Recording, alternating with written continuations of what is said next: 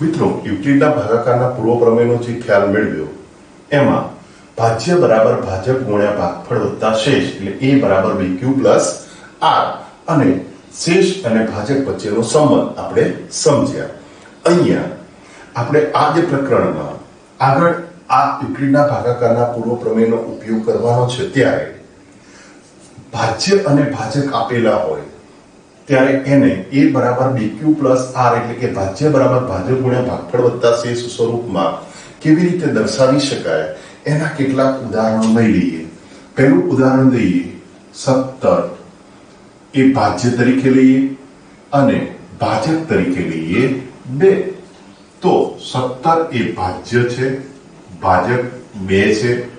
તો 17 નો 2 વડે ભાગાકાર કરીએ તો મિત્રો તમને ખબર છે 2 8 16 એટલે શેષ કેટલી મળે 1 એટલે 2 8 16 વત્તા 1 a બરાબર bq પ્લસ r 17 બરાબર 2 ગુણ્યા 8 વત્તા 1.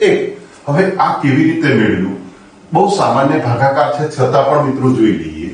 17 ભાગ્યા 2 તો 2 8 16 શેષ મળી 1.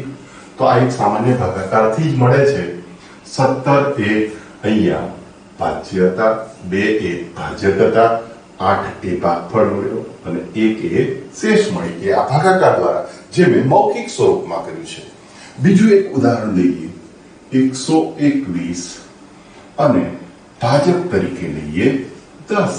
તો 121 ને 10 વડે ભાગીએ તો ભાગાકાર કરતા 10 ગુણ્યા 12 એટલે 120 અને અહીંયા પણ શેષ કેટલી મળે છે 1. ત્રીજું એક ઉદાહરણ લઈએ 1326 અને એને આપણે ભાગાકાર કરીએ 12 વડે એટલે કે ભાજ્ય બરાબર 1326 અને ભાજક તરીકે લઈએ 12.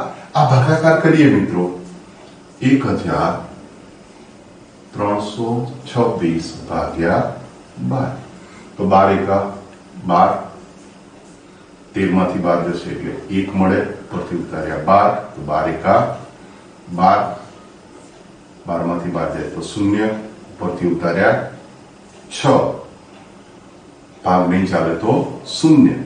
તો મિત્રો અહીંયા આપણને શેષ કેટલી મળી 6. તો